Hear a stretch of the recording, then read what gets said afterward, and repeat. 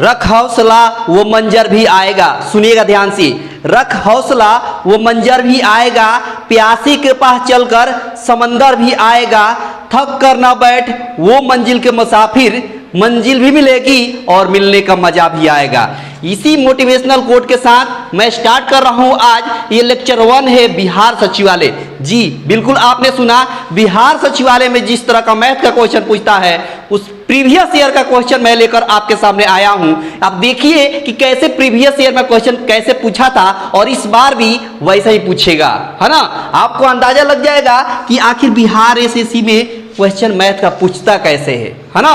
तो बने रहिए। सबसे पहले आपका स्वागत है इस जेडपीएस मैथ्स क्लास में। मेरा नाम है राहुल और आप देख रहे हैं जेडपीएस मैथ्स क्लासेज, है ना। वैसे बैंकिंग का चल रहा था मैथ, तो उसको आज ड्रॉप किए हैं। आज हम दिखा रहे हैं आपको बिहार एसएससी, वो भी चलेगा, घबराइएगा मत, वो भी चलेगा और ये भी चलेगा। तो आज हम दिखाते हैं आपको बिहार एसएससी का पेपर कैसे पूछता है मैथ का, वो आप एक झलक यहां देखने वाले हैं। तो स्किप मत करिएगा, ध्यान से देखिएगा, अंत तक आपको मजा आने वाला है। एक बेस्ट अप्रोच के साथ यहां आप सीखेंगे, यकीन मानिए और भरोसा करिए।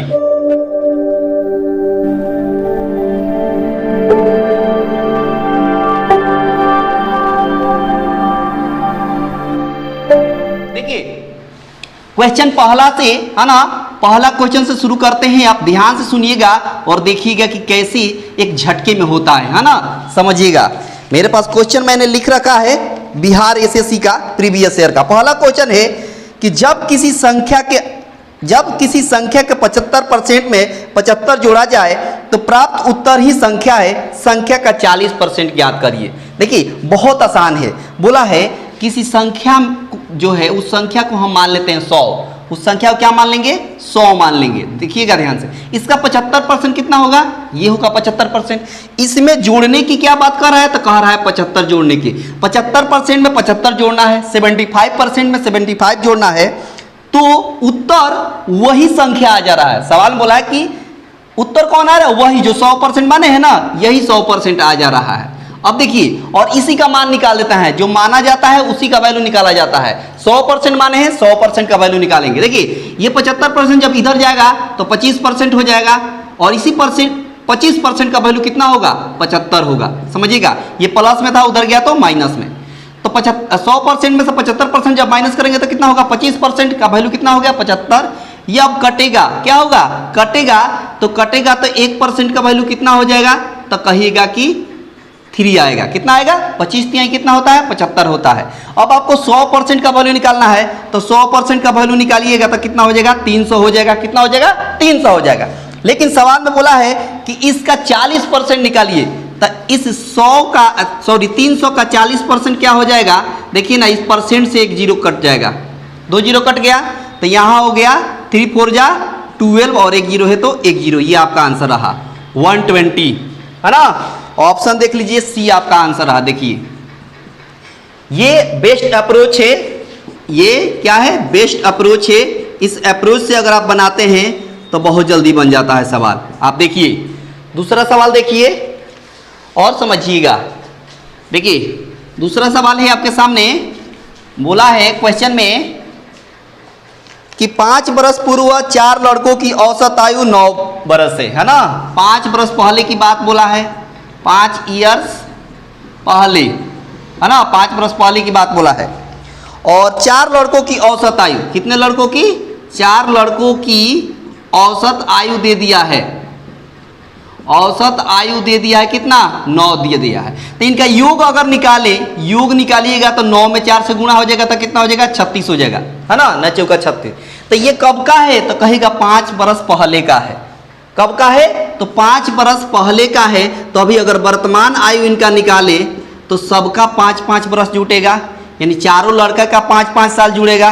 तो 5 चौका कितना हो गया, 20, यानी 20 साल इसमें और जोड़ देंगे तो कितना हो जाएगा, तो कहेगा 56 हो जाएगा। कितना हो जाएगा, 56 हो जाएगा। अब देखिए, अब बोला है कि एक 5वां लड़का इसमें आ जा रहा है। 5वां लड़के का नहीं मालूम है, तो 5वें लड़कों को x मान लेते हैं। तो इनका औसत कितना हो जाएगा, जब 5 लड़के हो गए तो 5 से डिवाइड करेंगे, तब कितना हो जा रहा है, सवाल में बोला है 15 हो जा रहा है। कितना हो जा रहा है, 15। अब क्या करेंगे, यहाँ से x का वैल्यू निकालेंगे तो 15 × 75 हो गया, और ये प्लस में इधर जाएगा तो माइनस में हो जाएगा, तो यहाँ से x का वैल्यू कितना निकल जाएगा, तो कहिएगा कि 19 निकल जाएगा। कितना निकल जाएगा, 19 निकल जाएगा। आपका ऑप्शन हो गया डी। इस सवाल का क्या आंसर हो गया, डी आपके सवाल का आंसर रहा, है ना। आगे देखिए, अगला सवाल देखिए और देखते रहिएगा, स्किप मत करिएगा, अंत तक देखिए, बहुत मजा आने वाला है, समझिएगा। सभी सवालों का कंसेप्ट बेहतर ट्रिक के साथ आप सीखेंगे। देखिए आगे सवाल बोला है कि निम्नलिखित में से कौन सी संख्या अंक 2 और 4 दोनों से भाज्य है। देखिएगा यहां ऑप्शन दिया है, ऑप्शन से बनाएंगे। पहला ऑप्शन दिया है, देखिएगा ये दिया है, देखिए ये ऑप्शन दे दिया है, दूसरा ऑप्शन दिया है, ये दिया है, तीसरा ऑप्शन ऐसे दे दिया है, और चौथा ऑप्शन ऐसे दे दिया है ना। समझिएगा, बोला है कि ऐसी कौन सी चारों में से अंक है, कौन सी संख्या है चारों में कि उसमें 2 से भी भाग लग जाए और 4 से भी भाग लग जाए। तो देखिए लास्ट में 6 है, 8 है, 2 है, 6, तो ये सब में सब सम संख्या है, तो सब में 2 से भाग लग जाएगा, 2 से तो कोई दिक्कत नहीं है। और 4 से किस में भाग लगेगी, तो अंत वाली 2 संख्या देखी जाती है, लास्ट 2 अंक, सबका लास्ट वाली 2 अंक देखेंगे।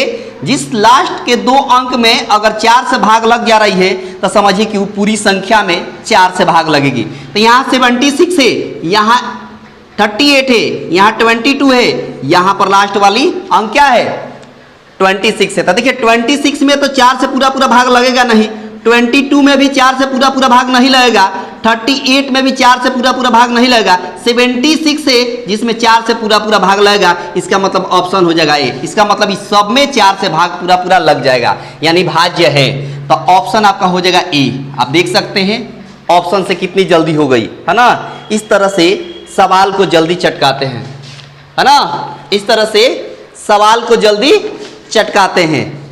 आगे देखिए, अगला सवाल देखिएगा कि कैसे बनता है और अप्रोच सीखिएगा, है ना। बहुत सारे सवालों को हम ऑप्शन से उड़ा देते हैं, है ना। देखिएगा आगे बोला है कि 50 मीटर लंबी एक ट्रेन है ना, एक ट्रेन है जिसकी लंबाई कितनी है, 50 मीटर है। कितनी है, 50 मीटर है, इसकी लंबाई 50 मीटर दे दिया है ना।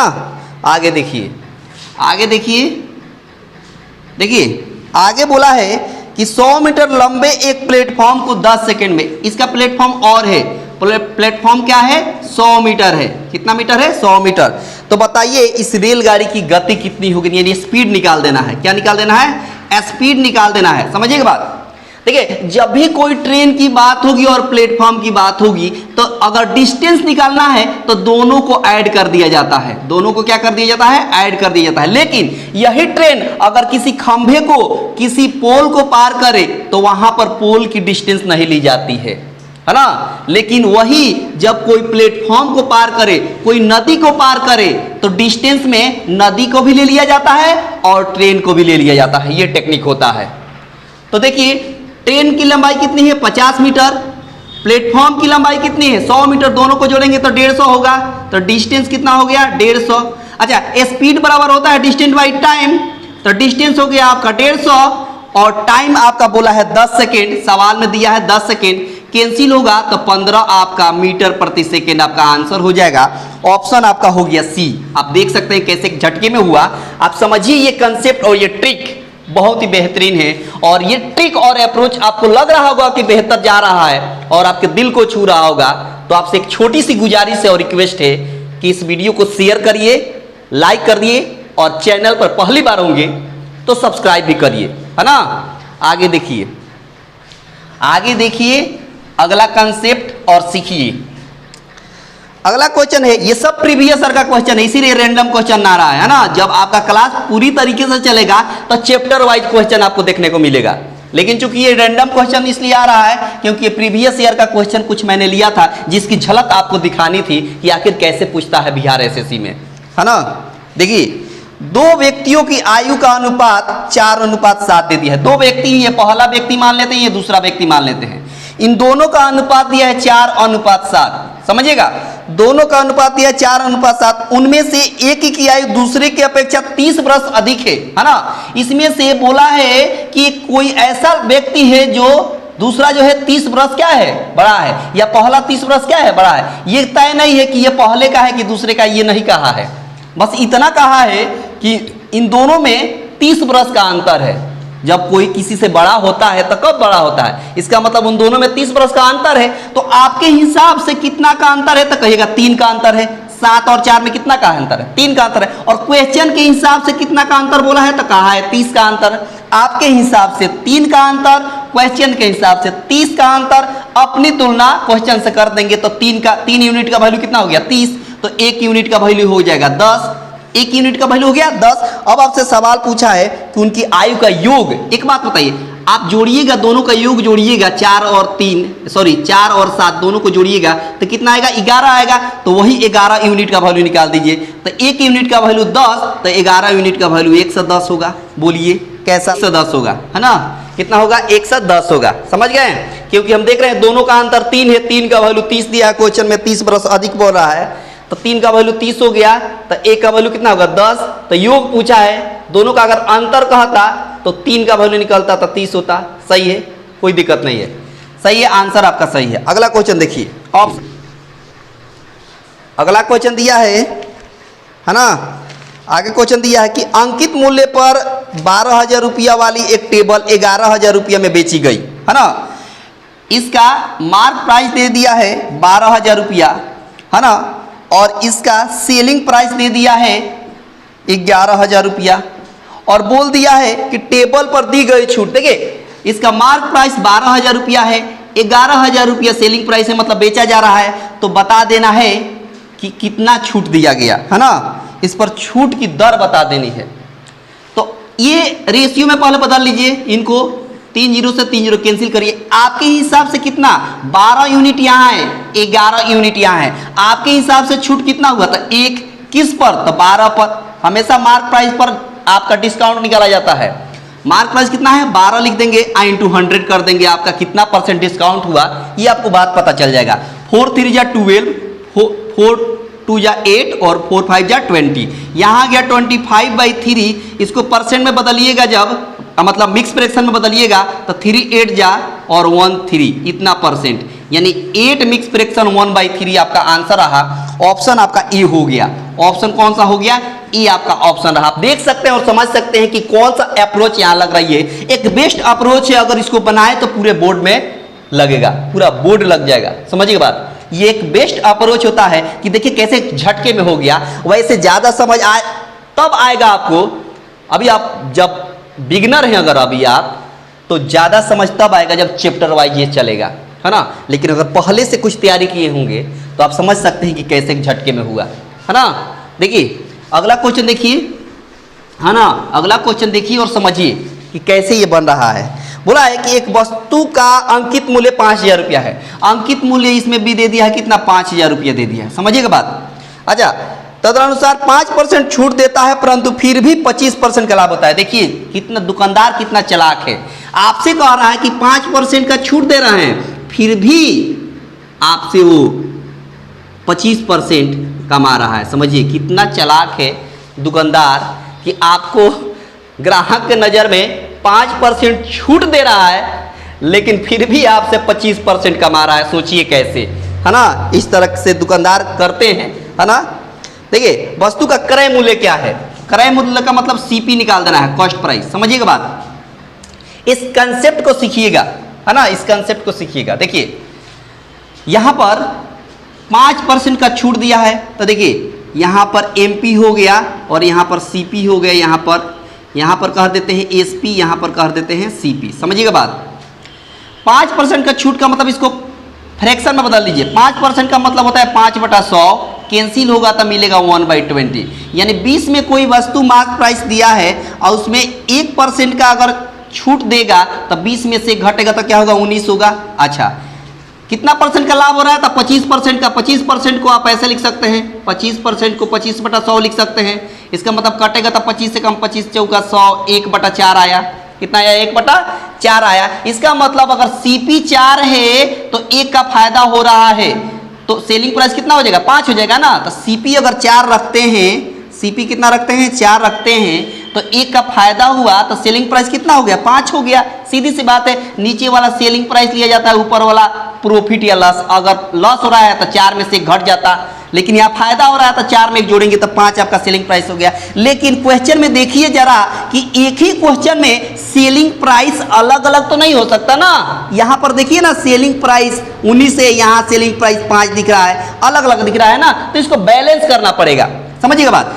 इस 5 को इसमें गुणा कर दीजिए, इस 19 को इसमें नीचे वाला में गुणा कर दीजिए, है ना। 19 को इसमें गुणा कर दीजिए, तो गुणा करेंगे तो 20 पचे 100 हुआ, यहाँ 19 पचे 95 हुआ, और यहाँ पर 19 चौका 76 हुआ ना।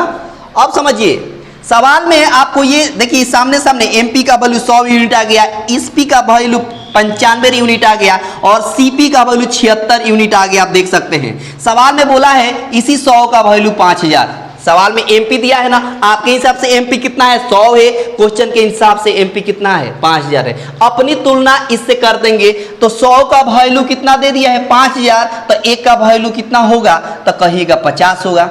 1 यूनिट का वैल्यू कितना होगा, 50 होगा। जब 100 यूनिट का वैल्यू 5000 दिया है तो 1 यूनिट का वैल्यू कितना हो जाएगा, 85 तो होगा। आपसे कहा है सीपी निकालने के लिए, क्या बोला है, सीपी कहाँ है, तो कहेगा 76 यहाँ है। इसी 76 का वैल्यू निकाल देंगे तो इसमें 50 से गुणा कर देंगे, आपका आंसर हो जाएगा। तो 6 पचे 30, 3 हारसिल, 7 पचे 35, 35 3 38, और 1 जीरो और है तो 1 जीरो और है, यानी 38 आपका आंसर रहा। आप देख सकते हैं और समझ सकते हैं कि कितना शानदार अप्रोच है। ये सब अपने मन में किया जाता है, ये तो हम आपको समझाने के लिए कि बिगनर अगर है, आपको नहीं आता है फ्रैक्शन में बदलने, तो आपको कैंसिल करके दिखाएं, है ना। ये सब आप मन में करेंगे अपने दिमाग में, ये सब करने की जरूरत नहीं है। ये आपको बस इतना ही आपको डायग्राम करके बना देना है और नोट्स बनाते चलिएगा, यकीन मानिए, है ना। आप नोट्स बनाते चलिएगा तो यकीन मानिए आप बहुत बेहतर करेंगे। तो ये रेंडम कुछ क्वेश्चन था, है ना। ये चैप्टर वाइज नहीं था कि हर एक चैप्टर पर अगर 10 क्वेश्चन है तो 10 क्वेश्चन लाइन से वही चैप्टर बनवा दें, है ना। ये कुछ क्वेश्चन मैं प्रीवियस ईयर से लिया था, जो 2016 में पूछा हुआ था, है ना। तो आपको रेंडम क्वेश्चन देखने को मिला, और एक बेहतरीन ट्रिक है, आप समझ सकते हैं कि बहुत ही शानदार ट्रिक और बेस्ट अप्रोच यहाँ पर हम आपको दिखाएं, है ना। तो ये कैसा लगा बताइए कमेंट बॉक्स में, है ना। अगर ये वाकई बहुत बेहतर होगा तो आप शेयर कर दीजिएगा, लाइक कर दीजिएगा और सब्सक्राइब कर दीजिएगा। तब तक के लिए धन्यवाद।